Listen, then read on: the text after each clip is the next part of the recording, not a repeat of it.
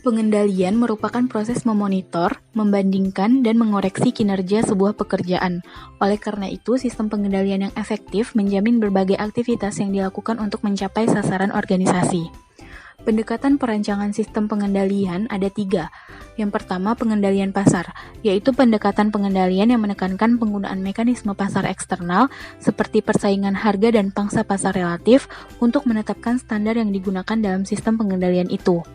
Yang kedua, pengendalian birokratis, yaitu yang menekankan wewenang organisasi dan mengandalkan aturan, regulasi, prosedur, dan kebijakan administratif. Yang ketiga, pengendalian klan. Perilaku karyawan diatur oleh nilai, norma, tradisi, ritual, keyakinan bersama, dan aspek lain budaya organisasi. Organisasi merancang sistem pengendalian yang sesuai untuk mencapai sasarannya secara efektif dan efisien. Keterkaitan antara perencanaan dan pengendalian. Perencanaan dan pengendalian adalah dua fungsi yang berbeda dalam manajemen, namun kedua-duanya memiliki keterkaitan yang sangat erat. Ruang lingkup kegiatan kedua fungsi tersebut adalah saling berhubungan dan saling terkait. Perencanaan menetapkan sasaran dan tujuan untuk organisasinya, sedangkan pengendalian memastikan pencapaiannya. Tanpa perencanaan, kegiatan pengendalian menjadi tidak berdasar, sedangkan tanpa pengendalian, perencanaan menjadi kegiatan yang tidak berarti. Perencanaan adalah fungsi manajerial yang pertama dari tindakan awal yang diikuti oleh pengorganisasian dan kepemimpinan sumber daya manusia atau sumber daya lainnya untuk menyelesaikan suatu pekerjaan. Sedangkan pengendalian adalah fungsi manajerial terakhir yang memastikan bahwa tindakan yang dimulai tersebut benar-benar mampu mencapai tujuan organisasinya. Dengan kata lain, perencanaan memulai sebuah proses manajemen, sedangkan pengendalian menyelesaikannya. Fungsi kontrol atau pengendalian pada manajemen secara langsung berkaitan dengan perencanaan, karena manajer perlu memantau hasil untuk mencapai sasaran dan tujuan yang telah ditetapkan pada proses perencanaan.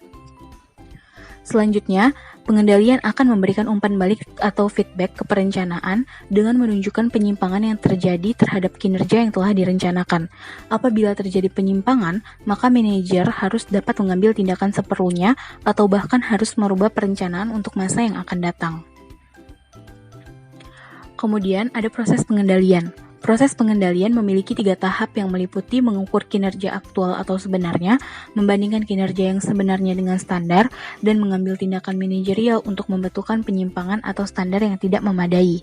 Standar itu sendiri adalah sasaran spesifik yang diciptakan selama proses perencanaan yang digunakan sebagai dasar untuk mengukur kemajuan kinerja. Pengukuran. Pengukuran adalah langkah pertama dalam pengendalian. Cara kita mengukur dengan 4 sumber umum informasi yang biasa digunakan manajer untuk mengukur kinerja, yaitu pengamatan pribadi, laporan statistik, laporan lisan, dan laporan tertulis. Apa yang kita ukur itu mungkin lebih penting bagi proses pengendalian daripada cara kita mengukurnya. Pilihan kriteria yang keliru dapat menimbulkan akibat disfungsi yang serius. Selain itu, apa yang kita ukur menentukan hingga seberapa jauh apa yang akan dicoba untuk diunggulkan oleh para karyawan di sebuah organisasi. Kriteria pengendalian dilihat dari 2 aspek, yaitu karyawan dan anggaran. Sementara untuk anggaran sendiri mencakup biaya, output kepuasan, tingkat pergantian, ketidakhadiran, dan penjualan. Selanjutnya, membandingkan. Langkah perbandingan menentukan derajat variasi antara kinerja sebenarnya dengan standar. Sejumlah variasi kinerja dapat diharapkan terjadi pada semua kegiatan.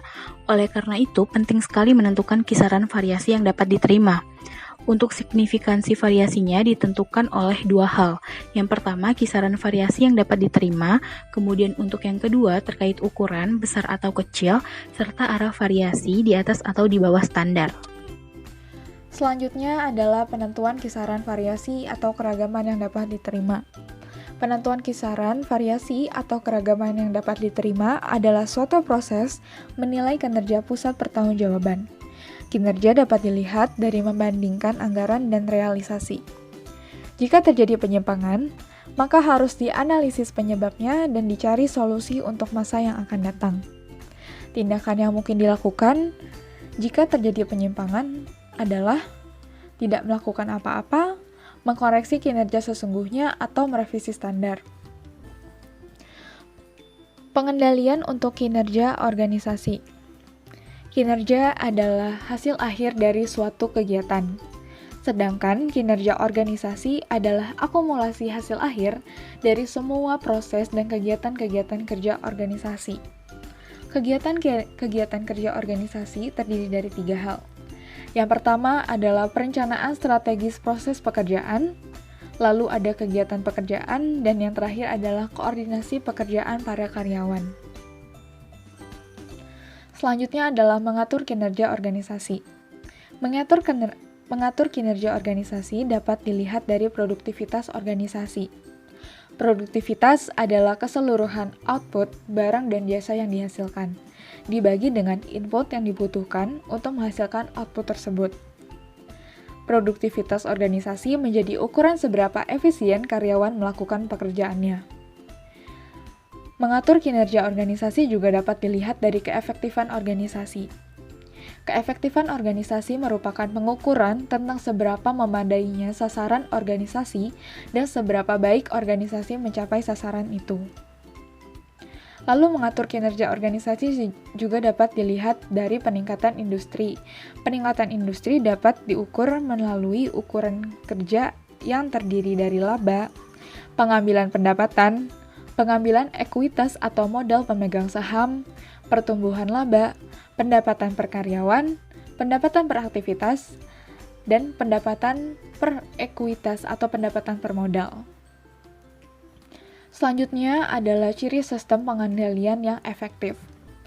Terdiri dari 10 hal. Yang pertama adalah keakuratan, lalu ada ketepatan waktu, lalu ekonomi, fleksibilitas, kepahaman, kriteria yang masuk akal, penempatan strategis, menekankan pada pengecualian, kriteria berganda, dan yang terakhir adalah tindakan perbaikan. Selanjutnya ada alat untuk memonitor dan mengukur kinerja organisasi. Di sini ada jenis-jenis pengendalian, tetapi yang pertama ada input. Di sini ada feed forward control atau biasa disebut dengan kontrol pencegahan. Nah, kontrol ini bertujuan untuk mengantisipasi masalah. Kemudian proses ini ada konseling kontrol. Kontrol ini bertujuan untuk memperbaiki masalah yang sedang terjadi. Dan terakhir ada output atau ada feedback kontrol. Nah, kontrol ini bertujuan untuk menyelesaikan masalah yang telah terjadi. Kemudian ada pengendalian keuangan. Di sini ada ukuran pengendalian keuangan tradisional, yaitu ada analisis rasio dan analisis anggaran. Analisis rasio sendiri adalah rasio keuangan menggunakan data-data dari laporan keuangan perusahaan yang terdiri dari neraca, laporan laba rugi, dan laporan arus kas. Analisis rasio ada rasio likuiditas, rasio efisiensi operasional, rasio leverage, dan return on equity atau tingkat pengembalian ekuitas. Sedangkan analisis anggaran, di sini ada standar kuantitatif atau dilakukan pengukuran dan pembandingan penggunaan sumber daya. Dan penyimpangan antara standar dan penggunaan sesungguhnya, anggaran menjadi alat pengendali. Nah, selain dua ukuran tadi, di sini juga ada ukuran pengendalian keuangan lain, yaitu ada EVA atau nilai tambah ekonomi, yaitu alat keuangan untuk mengukur kinerja perusahaan dan divisi. Kemudian ada MVA atau nilai tambah pasar, yaitu alat keuangan untuk mengukur perkiraan bursa saham dari nilai perusahaan di masa lampau dan proyeksi investasi yang diharapkan. Selanjutnya ada neraca. Di sini ada aktiva dan juga ada kewajiban dan modal. Aktiva ada aktiva lancar, yaitu kas, sekuritas, piutang dan persediaan, dan aktiva tetap. Di sini ada tanah, pabrik dan perlengkapan. Sedangkan kewajiban dan modal ada kewajiban lancar, yaitu utang usaha, utang dagang, dan utang gaji. Kewajiban jangka panjang, di sini ada wesel jangka panjang dan hipotek, dan modal pemilik. Di sini ada saham laba yang ditahan.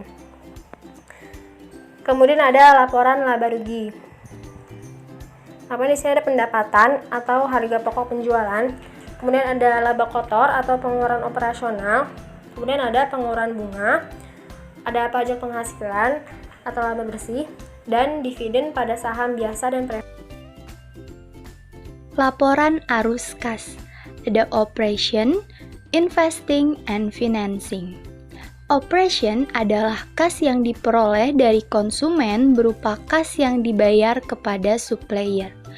Arus kas yang keluar untuk operasional seperti pemasaran, admin, dan pembayaran bunga, serta pembayaran pajak secara kas. Selanjutnya ada investing, yaitu positif atau negatif arus kas dari investasi yang harus dibeli atau dijual. Selanjutnya ada financing. Positifnya ialah penerimaan dari penerbitan saham baru, peningkatan nilai pinjam. Sedangkan negatifnya ialah pembayaran pokok hutang, pembayaran dividen saham biasa arus kas yang dihasilkan. Selanjutnya ada anggaran kas.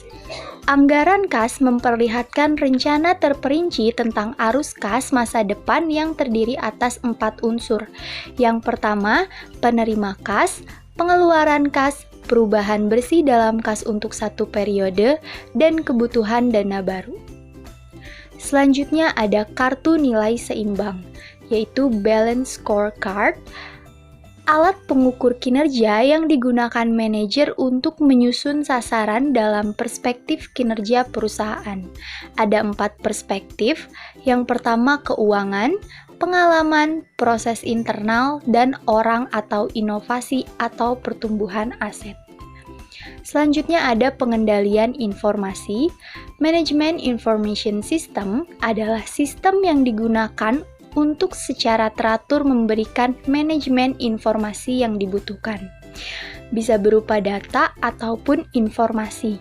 Data merupakan fakta mentah yang belum teranalisis, sedangkan informasi adalah data yang sudah dianalisis dan diproses, diubah menjadi informasi yang relevan untuk digunakan oleh manajer. Selanjutnya ada benchmarking praktik terbaik, yaitu alat memonitor dan mengukur kinerja. Pencarian praktik terbaik di kalangan pesaing atau non-pesaing yang menghasilkan kinerja yang unggul bagi mereka. Selanjutnya, langkah bagi kesuksesan penerapan program praktik benchmarking internal terbaik. Yang pertama adalah menghubungkan praktik terbaik dengan strategi dan sasaran. Selanjutnya, mengenali praktik terbaik di seluruh bagian organisasi, mengembangkan praktik sistem imbalan dan pengakuan terbaik, mengkomunikasikan praktik terbaik di seluruh bagian organisasi, menciptakan praktik terbaik sistem pembagian pengetahuan, dan yang terakhir memelihara praktik terbaik secara berkelanjutan. Citibank pada bulan April 2011 kemarin mengalami berbagai kasus beruntun. Kasus debt kolektornya yang menagih hutang tak tertagih sampai menyebabkan tewasnya sang nasabah, dan ada juga kasus pembobolan uang nasabah miliaran rupiah oleh salah satu karyawatinya. Sebagai bisnis raksasa kelas dunia, Citibank yang semestinya memiliki sistem dan pengendalian manajemen yang baik, masih bisa juga mengalami kerusakan pada kinerja SDM-nya.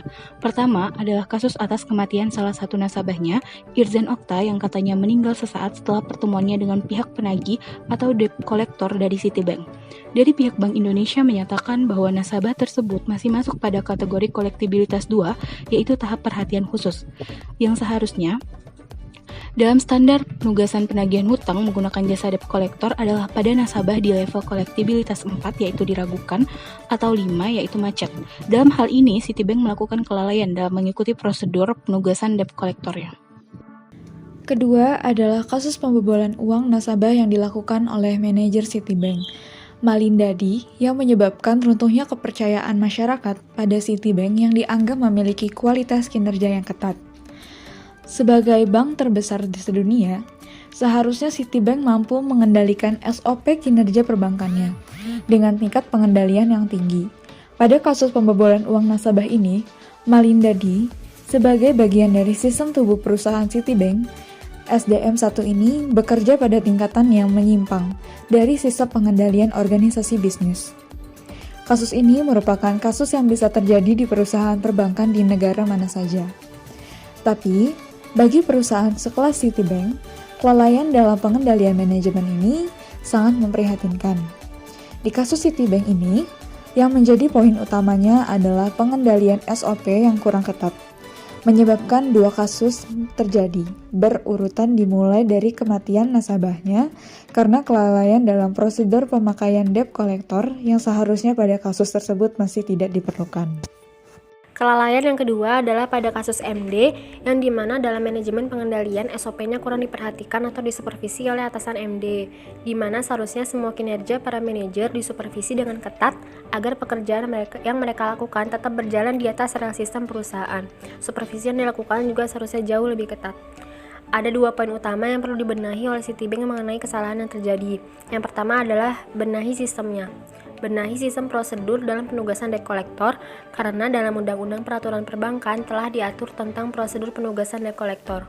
Namun dari Citibank sendiri juga perlu ditambahkan sistem prosedur mengenai membangun hubungan komunikasi dengan nasabah yang memiliki hutang.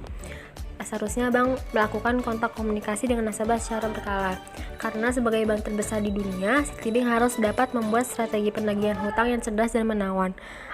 Alhasil nantinya reputasi Citibank juga akan makin terangkat di mata masyarakat. Yang kedua adalah pengendalian.